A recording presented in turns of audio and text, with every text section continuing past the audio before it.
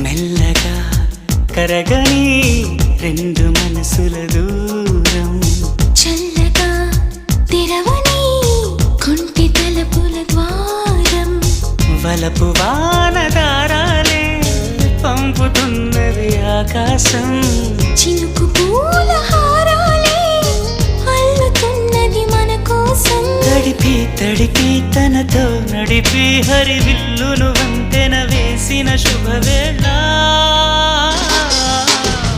ఈ వర్షం సాక్షిగా తెలపని నూరాకే సొంతం, ఈ వర్షం సాక్షిగా కలపని బంధం, మెల్లగా కరగని రెండు మనసుల దూరం.